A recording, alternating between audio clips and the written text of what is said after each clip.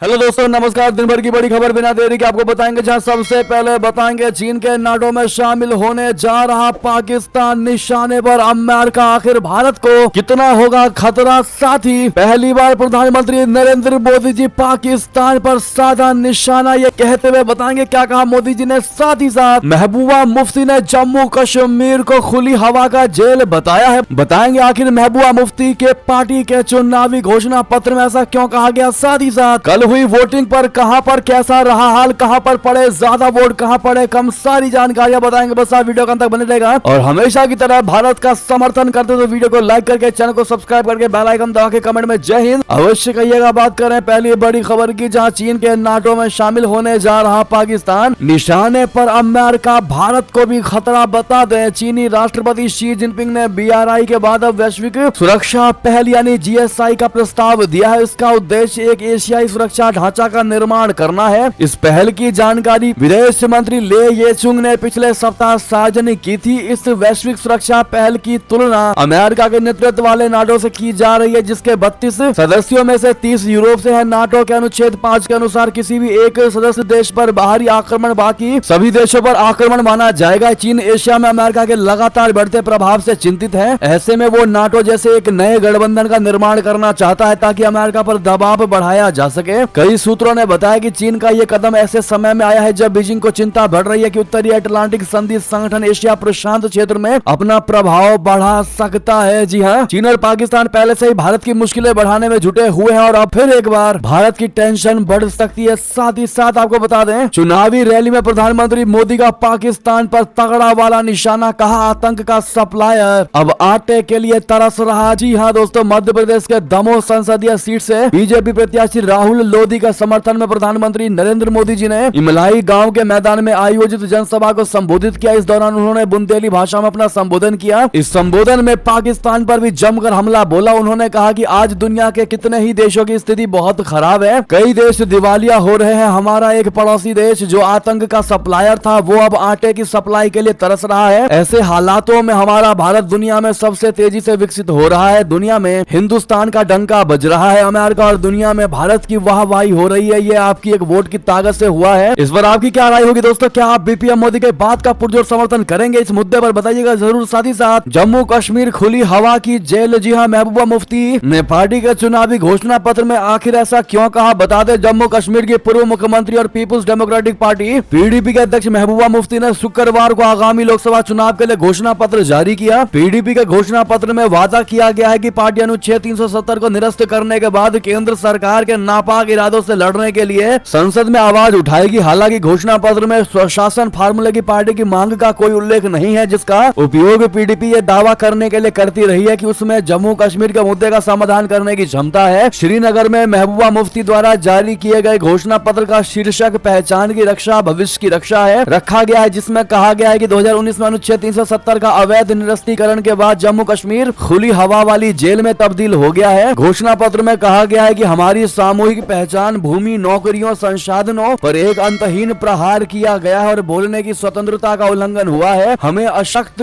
करने और बेदखल करने के लिए हजारों किलोमीटर दूर दिल्ली में रोजाना अनेक निर्णय लिए जा रहे हैं। इस हमले के खिलाफ संसद में आवाज उठाने की सख्त आवश्यकता है। यानी कि दोस्तों, घोषणा पत्र में कहीं ना कहीं जम्मू कश्मीर को खुली हवा की जेल बताया गया है महबूबा मुफ्ती के द्वारा। बहरहाल इस पर आप क्या अपना तर्क देना चाहेंगे, बताइएगा जरूर। क्या जवाब देना चाहेंगे महबूबा मुफ्ती की पार्टी को जो इस प्रकार से जम्मू कश्मीर में शांति होने के बावजूद भी उसको खुली हवा की जेल बता रही है। साथ ही साथ बता दें, भारत ने फिलीपींस को सौंपी ब्रह्मोस मिसाइल। चीन में कहां तक मचा सकती है ये तबाही, बता दें। भारत ने फिलीपींस को ब्रह्मोस मिसाइल की पहली खेप सौंप दी है। ये ब्रह्मोस का पहला विदेशी एक्सपोर्ट भी है। इसी के साथ फिलीपींस भारत के बाद ब्रह्मोस का इस्तेमाल करने वाला दूसरा देश बन गया है। इस मिसाइल को भारतीय वायुसेना के C-17 ग्लोब मास्टर और रूसी IL-76 परिवहन विमानों के जरिए फिलीपींस पहुंचाया गया है। ये विमान दक्षिण चीन सागर के ऊपर से उड़ान भरते हुए फिलीपींस के क्लार्क अंतरराष्ट्रीय हवाई अड्डे पर लैंड हुआ। माना यह जा रहा है कि अगले कुछ दिनों में फिलीपीन मरीन कॉर्प्स ब्रह्मोस की पहली यूनिट को एक्टिव कर देगा। जी हां, फिलीपींस ने ब्रह्मोस मिसाइल को खास तौर पर चीन के साथ युद्ध की आशंकाओं को देखते हुए खरीदा है। फिलीपींस और चीन के बीच दक्षिण चीन सागर की कई द्वीपों को लेकर विवाद है। इस द्वीपों को लेकर दोनों देशों के तटरक्षक बल कई बार आमने सामने आ चुके हैं। ऐसे में फिलीपींस को काफी नुकसान उठाना पड़ा है। अब माना जा रहा है कि ब्रह्मोस के आने करने से फिलीपींस की सामरिक ताकत कई गुना बढ़ जाएगी। ऐसे में all the best Philippines army आप लोग जरूर कहिएगा। साथ ही प्रधानमंत्री नरेंद्र मोदी जी ने भी इस मुद्दे पर बयान दिया। मोदी जी ने कहा कि हम फिलीपींस को ब्रह्मोस मिसाइल दे रहे हैं। जी हाँ, उन्होंने देशवासियों को बधाई देते हुए कहा कि अब हम ब्रह्मोस मिसाइल का निर्यात भी कर रहे हैं। इस मिसाइल की पहली खेप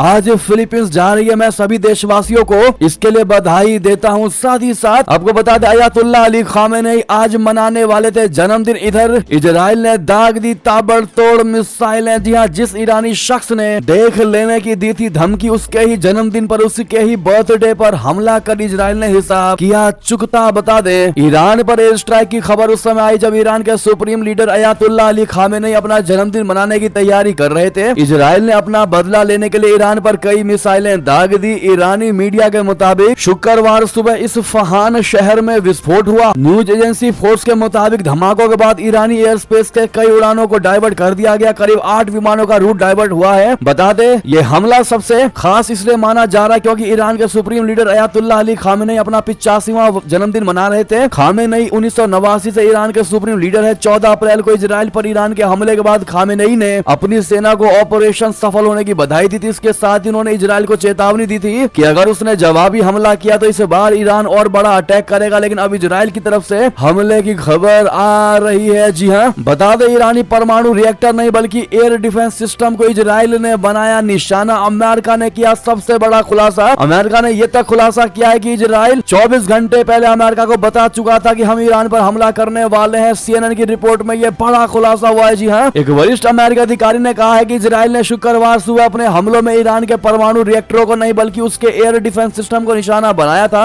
ACB से बात करते हुए अधिकारी ने कहा कि इजराइल के निशाने पर नटांज न्यूक्लियर फैसिलिटी का एयर डिफेंस सिस्टम था। ऐसे में आपको बता दें, इजरायली हमले के बाद हिजबुल्लाह की अकड़ पड़ गई ढीली। दूसरे नंबर के कमांडर ने कहा कि हम जंग नहीं चाहते। लेबनान की धरती से लगातार इजराइल पर मिसाइल और रॉकेट हमला कर रहे हिजबुल्लाह में नंबर 2 की हैसियत रखने वाले कमांडर ने कहा है कि वो युद्ध को बढ़ाना नहीं चाहते। लेबनान में हिजबुल्लाह के डिप्टी सेक्रेटरी शेख नईम कासिम ने कहा कि हम लेबनान की दक्षिणी सीमा पर अपनी महीनों से चली आ रही गोलीबारी को तेजी नहीं करने के लिए प्रतिबद्ध है, लेकिन इजराइल की ओर से कार्रवाई होगी तो उसका जवाब दिया जाएगा। हिजबुल्लाह में कासिम समूह के सर्वोच्च नेता हसन नसरुल्लाह के बाद दूसरे स्थान पर है। साथ ही साथ बता दें, इंडिया आउट का नारा देने वाले मालदीव के पूर्व राष्ट्रपति को चुनाव से ठीक पहले क्यों जेल से किया गया रिहा, मच गया इस सवाल के बाद हड़कंप। जी हां, मालदीव में इंडिया आउट का कैंपेन चलाने वाले और रिश्वतखोरी के मामले में सजा काट रहे पूर्व राष्ट्रपति अब्दुल्ला यामीन को वहां की हाईकोर्ट ने रिहा कर दिया है। 21 अप्रैल को मालदीव में संसदीय चुनावों से पहले कोर्ट का यह फैसला आया है जिसके कई मायने निकाले जा रहे हैं। यामीन 480 दिनों से भ्रष्टाचार के मामलों में सजा काट रहे थे। हालांकि उन्हें रैली करने के लिए छूट दी जा रही थी। बता दें कि यामीन की प्रोग्रेसिव पार्टी ऑफ मालदीव यानी PPM विपक्षी गठबंधन का हिस्सा थी जिसने भारत विरोधी भावनाओं का फायदा उठाने के लिए इंडिया आउट अभियान शुरू किया था। यामीन ने ही भारत के खिलाफ नकारात्मकता फैलाई और खुद को सजा मिलने के बाद मोहम्मद मुइजू को राष्ट्रपति का उम्मीदवार बनाया। दोस्तों आपको बता दें, यामीन ने चुनावी रैली को संबोधित करते हुए एक दिन पहले ही राष्ट्रपति मुइजू पर निशाना साधा था। यामीन ने कहा था कि MDP से ज्यादा मुइजू नहीं चाहते हैं कि उन्हें रिहा किया जाए। हालांकि अब 21 अप्रैल को चुनाव से पहले उनके पक्ष में कोर्ट ने फैसला सुना दिया और उनको जेल से रिहा कर दिया गया। आखिर अब सबसे बड़ा सवाल तो यही उठता है कि एक दिन पहले वो बयान देते हैं और अगले दिन ही उनको छोड़ दिया जाता है। ऐसे में मुइजू पूरे तरीके से यामीन को समर्थन दे रही और समर्थन दे भी क्यों ना, क्योंकि यामीन ने ही इंडिया आउट कैंपेन चलाया था और यामीन मुइजू के गुरु है। अब आप अंदाजा लगा सकते हैं कि कोर्ट भी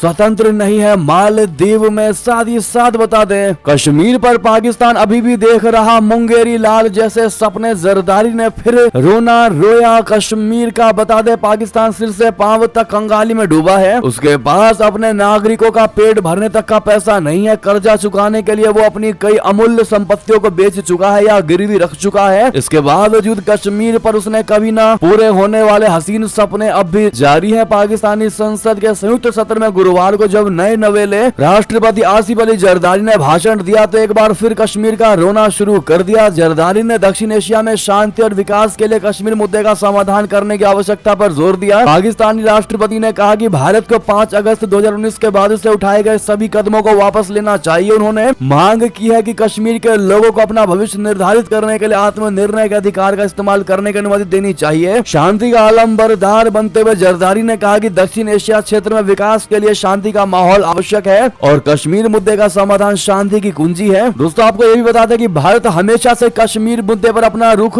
स्पष्ट कर चुका है। भारत जो है वो पाकिस्तान समेत दुनिया को स्पष्ट कर चुका है कि जम्मू कश्मीर और लद्दाख देश के अभिन्न और अविभाज्य हिस्से हैं। भारत ने यह भी कहा है कि केंद्र शासित प्रदेश जम्मू कश्मीर में सामाजिक आर्थिक विकास और सुशासन सुनिश्चित करने के लिए भारत सरकार द्वारा उठाए गए संवैधानिक कदम भारत का आंतरिक मामला है। इसमें दूसरों का हस्तक्षेप कतई भी बर्दाश्त नहीं किया जाएगा। उसके बावजूद भी पाकिस्तान बार बार लगातार कश्मीर का रोना रोता है। साथ ही साथ आप क्या जवाब देंगे इस मुद्दे पर, तो वहीं आपको बता दें खुद पाकिस्तान के वकील ने पाकिस्तानी नेताओं की जमकर धुलाई। कहा पाकिस्तान नमक पैदा करने वाला दुनिया का दूसरा सबसे बड़ा मुल्क लेकिन नमक हराम पैदा करने वाला दुनिया का पहला मुल्क बना बैठा है। जी हाँ, पाकिस्तान के एक वकील ने खुद अपने देश की जमकर लताड़ लगाई है। पाकिस्तानी वकील ने कहा कि भिखारियों को कुछ भी दे दो तो वे खुश हो जाते हैं क्योंकि उनको इतना पता है कि जो आएगा वो देकर ही जाएगा। पाकिस्तानी शख्स ने कहा कि नमक पैदा करने वाला पाकिस्तान दुनिया का दूसरा सबसे बड़ा मुल्क है लेकिन हम ये भूल जाते हैं कि नमक हराम पैदा करने वाला पाकिस्तान दुनिया का सबसे बड़ा पहला मुल्क है। जी हाँ, दरअसल सऊदी अरब ने हाल के दिनों में पाकिस्तान में $5 बिलियन का इन्वेस्टमेंट करने वाला है और सऊदी ही भारत में 50 बिलियन के प्रोजेक्ट पर काम कर रहा है। इसको लेकर पाकिस्तान की महिला यूट्यूबर शैला खान ने पाकिस्तान की आवाम से बात की। इस दौरान पाकिस्तान के एक वकील ने कहा है कि साल 1947 में भारत और पाकिस्तान दोनों देश आजाद हुए। आज भारत चांद पर पहुंच गया, कितनी तरक्की कर ली और तब से पाकिस्तान गुलाम होता चला गया। पाकिस्तानी वकील ने कहा कि दुनिया के 3 सबसे बड़े विश्वविद्यालय आज भारत में अपने कैंपस खोल रहे हैं। वहीं पाकिस्तान की बात करें तो सऊदी अरब का डेलीगेशन अभी पाकिस्तान आया, वो $5 बिलियन का इन्वेस्टमेंट करके होटल बना रहे हैं। तो वहीं भारत में तेल का सबसे बड़ा रिफाइनरी खोल रहे हैं जहां हजारों लोगों को रोजगार मिलेगा। पाकिस्तानी शख्स ने पाकिस्तान के एक हॉस्पिटल का जिक्र करते हुए कहा कि जब तक उसका संचालन सऊदी करता था तब तक सब ठीक था, आज वहां कोई मरीज नहीं जाना चाहता है। साथ ही साथ बता दें यूक्रेन ने मार गिराया रशिया का सबसे बड़ा बम वर्षक विमान, परमाणु हथियार ले जाने में भी था सक्षम। जी हाँ, यूक्रेन पर रशिया के घातक हमले में 9 लोगों की मौत हो जाने के बाद यूक्रेनी सुरक्षा बलों ने मॉस्को को बड़ा झटका दिया है। यूक्रेनी वायुसेना ने शुक्रवार को दावा किया कि उसने एक रूसी बम वर्षक विमान को मार गिराया है। ये रशिया के सबसे घातक युद्धक विमानों में गिना जाता है जो कि परमाणु हथियार भी ले जाने में सक्षम है। वहीं यूक्रेन के इस दावे के उलट रशिया के अधिकारियों ने दावा किया है कि विमान एक लड़ाकू मिशन के बाद खराबी के कारण कम आबादी वाले इलाके में दुर्घटनाग्रस्त हो गया। किसी भी दावे की स्वतंत्र रूप से पुष्टि नहीं की जा सकी है। साथ ही साथ वायुसेना प्रमुख का बड़ा बयान, कहा जल थल नभ साइबर और अंतरिक्ष क्षेत्रों की पारंपरिक सीमाएं धुंधली हो रही है। जी हाँ, वायुसेना प्रमुख air chief marshal VR Chaudhary ने कहा है कि जल थल नभ साइबर और अंतरिक्ष क्षेत्रों की पारंपरिक सीमाएं तेजी से धुंधली होती जा रही हैं, जिससे युद्ध क्षेत्र में आमूल चूल बदलाव आ रहा है। शुक्रवार को 3 दिवसीय भारतीय रक्षा अंतरिक्ष संगोष्ठी के उद्घाटन सत्र में प्रसारित एक रिकॉर्डेड वीडियो संबोधन में वायुसेना प्रमुख ने यह भी कहा कि अपनी रणनीतिक स्वायत्तता बनाए रखने के लिए ऐसी क्षमताएं विकसित की जानी चाहिए जो अंतरिक्ष में हमारे हितों की रक्षा के लिए आवश्यक होंगी। साथ ही बता दें ईरानी दूतावास में विस्फोटक लेकर घुसा युवक फ्रांसीसी पुलिस ने किया गिरफ्तार, पूछताछ जारी। जी हाँ, ईरानी वाणिज्य दूतावास की शिकायत के आधार पर फ्रांसीसी पुलिस ने शुक्रवार को एक व्यक्ति को हिरासत में ले लिया है। दूतावास ने अलर्ट दिया था कि शुक्रवार को एक व्यक्ति विस्फोटक लेकर अंदर घुस गया है। हालांकि पुलिस ने अब युवक को हिरासत में लेकर दूतावास से बाहर निकाल लिया है। पुलिस उससे लगातार पूछताछ कर रही है। सुरक्षा की दृष्टि से राजधानी के 16वें जिले में वाणिज्य दूतावास के आसपास के पूरे इलाके को सील कर दिया गया है और क्षेत्र में भारी पुलिस बल तैनात कर दी गई है। पेरिस परिवहन कंपनी RATP ने एक्स पर एक पोस्ट करते हुए कहा कि 2 मेट्रो लाइनों पर यातायात निलंबित कर दिया गया है। दोनों लाइनें दूतावास के नजदीक चलती हैं। साथ ही साथ बता दें भारत दुबई के बीच 50% उड़ानों में कटौती, एयर इंडिया एक्सप्रेस का बड़ा ऐलान। दुबई में भारी बारिश के बाद बाढ़ जैसी स्थिति पैदा हो गई। ऐसे में दुबई एयरपोर्ट अथॉरिटी से निर्देश मिलने के बाद एयर इंडिया एक्सप्रेस दुबई से आने जाने वाली फ्लाइट्स 50% की कटौती के साथ ही काम करेंगी। एयरलाइन के द्वारा अस्थायी रूप से करीब 44 फ्लाइट्स ही चलाई जाएंगी। इस बात की जानकारी एयर इंडिया एक्सप्रेस के प्रवक्ता ने एक बयान के जरिए दी है। उन्होंने कहा कि हमने दुबई द्वारा जारी निर्देशों का पालन करने के लिए ये कदम उठाया है। तो वहीं एयर इंडिया एक्सप्रेस ने कहा कि हम घटनाक्रम पर बारीकी से नजर बनाए हुए हैं और दुबई और भारत के तमाम शहरों को जोड़ने वाली 84 साप्ताहिक फ्लाइट्स के हमारे निर्धारित संचालन पर लौटने के लिए जरूरी अनुमति का इंतजार कर रहे हैं। साथ ही इस फैसले से प्रभावित हुए यात्रियों के लिए एयर इंडिया एक्सप्रेस ने फुल रिफंड का विकल्प बढ़ा दिया है। साथ ही साथ बता दें तंगी के बीच ढीले पड़े पाकिस्तान के तेवर भारत को लेकर उठा सकता है ये बड़ा कदम। जी हाँ, हालिया कुछ वर्षों से गंभीर आर्थिक संकट से जूझ रहे पाकिस्तान भारत के साथ रिश्ते सुधारना चाहता है। नकदी संकट की वजह से पाकिस्तान की आर्थिक स्थिति बदहाल है। IMF की रिपोर्ट के मुताबिक निवेश की कमी, राजकोषीय घाटा और बाहरी असंतुलन के कारण पाकिस्तान अगले कुछ वर्षों में पाकिस्तान विकास की सुस्त साल से परेशान हो सकता है। कर्ज के जाल में फंस चुका पाकिस्तान अपनी आर्थिक स्थिति को सुधारने के लिए भारत के साथ व्यापार संबंधों को फिर से शुरू करने पर विचार कर रहा है। पाकिस्तानी अखबार द एक्सप्रेस ट्रिब्यून के मुताबिक पाकिस्तान के विदेश मंत्री इशाक डार ने गुरुवार को कहा है कि वो भारत के साथ व्यापार संबंधों को फिर से बहाल करने के लिए संबंधित पक्षों से बातचीत कर रहे हैं। साथ ही साथ इसी मुद्दे पर आपको याद दिला दें, जब टमाटर प्याज के लिए भारत के आगे गिड़गिड़ाया पाकिस्तान, जयशंकर जी ने दिया था ये जवाब। जी हाँ, दरअसल पाकिस्तान एक ऐसा देश है जो अपनी जरूरत के लिए किसी भी हद तक जा सकता है। नई खबर के मुताबिक शहबाज सरकार अपना काम निकालने के लिए भारत के सामने भी गिड़गिड़ा चुकी है। पाकिस्तान के पूर्व फाइनेंस मिनिस्टर ने शहबाज शरीफ की प्याज और टमाटर वाली पोल खोल दी है। ये खबर उस वक्त की है जब पाकिस्तान में प्याज टमाटर का बहुत बड़ा संकट था। कीमतें 500 रुपए किलोग्राम तक पहुंच गई थी और पाकिस्तान के तत्कालीन फाइनेंस मिनिस्टर ने विदेश मंत्री जयशंकर जी से रिक्वेस्ट की थी कि हालांकि हमेशा की तरह जयशंकर जी ने आतंकिस्तान को कोई भाव तक नहीं दिया था। दिखावे के लिए इस्लामाबाद कहता रहता है कि वो भारत के साथ व्यापार नहीं करना चाहता, लेकिन पाकिस्तान की यही सच्चाई है। उसे जरूरत हो तो वो भारत के भी पैर पड़ने लगता है। अब ऐसे में जिस प्रकार से पाकिस्तान लगातार कोशिश में लगा हुआ है पर्दे के पीछे भारत के साथ दोस्ती हो जाए, भारत के साथ व्यापार शुरू हो जाए, क्या दोस्तों भारत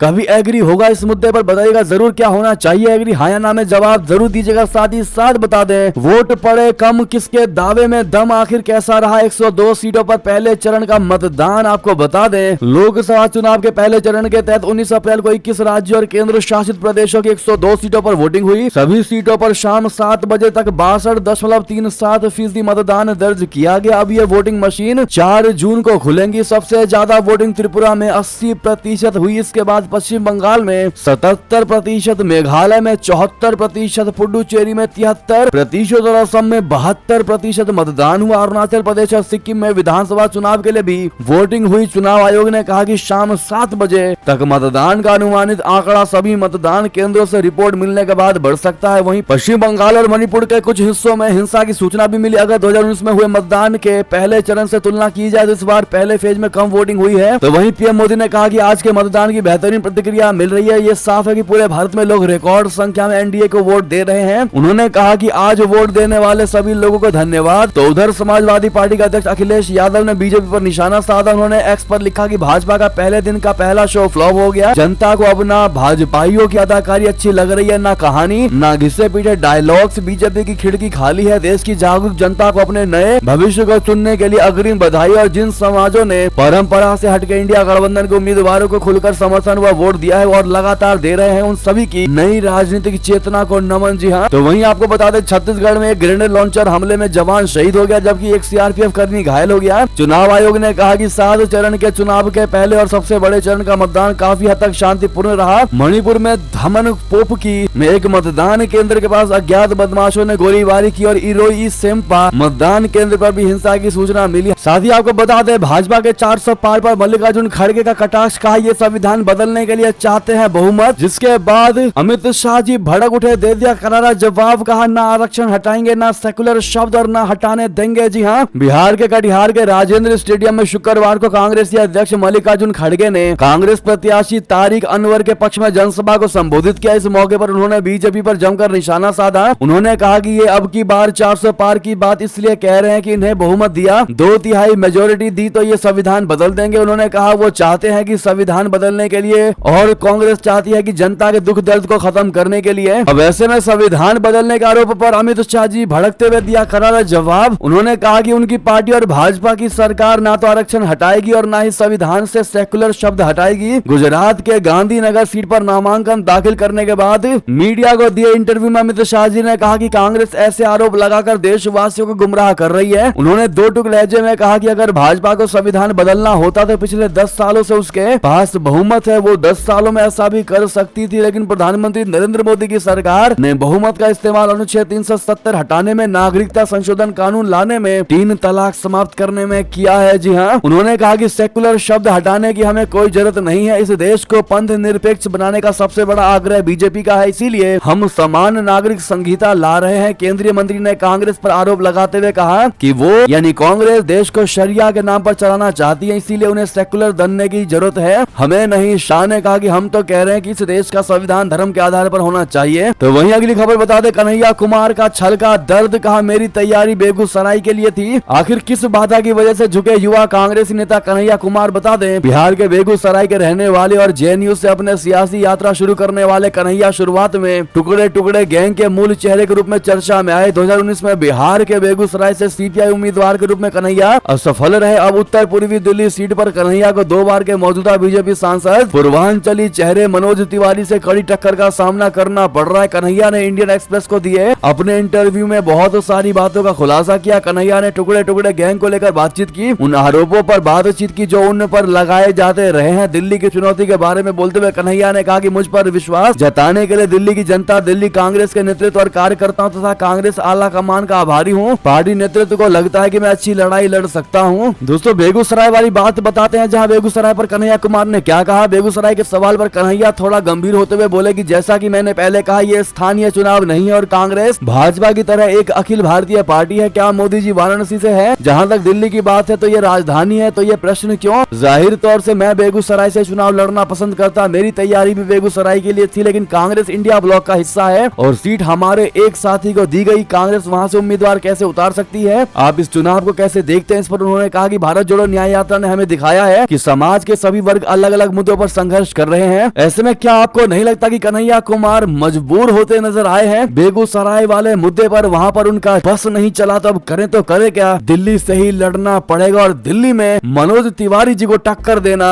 बहुत बड़ी चुनौती लेने जैसा हो सकता है। इस पर आपका क्या राय है दोस्तों, कमेंट में लिखकर जरूर बताइएगा। साथ ही साथ गर्मी में रेल यात्रियों के लिए बड़ी खुशखबरी, रेलवे ने किया बड़ा ऐलान, मिलेगा लाभ। जी हाँ, इस साल गर्मियों में यात्रा की मांग में अनुमानित वृद्धि को देखते हुए रेल मंत्रालय अतिरिक्त ट्रेनों की संख्या में 43% की बढ़ोतरी करने जा रही है। इससे अधिक यात्रियों को अपने वांछित गंतव्यों तक सुविधाजनक ढंग से पहुंचाने में मदद मिलेगी। रेल मंत्रालय ने एक बयान में कहा कि यात्रियों की सुविधा सुनिश्चित करने और गर्मियों के दौरान यात्रा की मांग में अनुमानित वृद्धि को ध्यान में रखते हुए रेलवे गर्मी के मौसम में ट्रेनों के रिकॉर्ड 9111 फेरों का संचालन करने जा रहा है, यानी कि फेरों की संख्या बढ़ाई गई है IRCTC के द्वारा। ऐसे में आपको ये भी बता दें कि और भी झुलसेगी दिल्ली, पंजाब, हरियाणा में गिरेंगे ओले, तो उत्तर प्रदेश का ऐसा रहेगा हाल। दरअसल देश में लोकसभा चुनाव को लेकर एक तरफ सियासी पारा चढ़ा हुआ है, तो वहीं दूसरी ओर मौसम भी रंग बदलने लगा है। दक्षिण भारत के कई राज्यों में भीषण गर्मी के साथ हल्की बारिश होगी, तो दूसरी ओर राजधानी दिल्ली में भी झमाझम बारिश से मौसम सुहाना हो सकता है। दिल्ली में 30 से 40 किलोमीटर प्रति घंटे की रफ्तार से हवाएं चल सकती है और हल्की बारिश होगी। ऐसे में अगले हफ्ते तक दिल्ली वासियों को गर्मी से राहत जरूर मिलेगी। बहरहाल आपके यहाँ का क्या टेम्परेचर है दोस्तों, कमेंट में लिखकर जरूर बताएगा। ऐसे में ये थे की सारी बड़ी खबरें, आपको खबर कैसी लगी? थोड़ी भी अच्छी लगी तो वीडियो को लाइक करके, चैनल को सब्सक्राइब करके, बेल आइकन दबा के कमेंट में जय हिंद अवश्य कहिएगा और वीडियो को दोस्तों, भाइयों, बंधुओं में व्हाट्सएप, फेसबुक के जरिए शेयर करना बिल्कुल मत भूलिएगा। मिलते हैं बड़ी खबर में, बहुत बहुत धन्यवाद।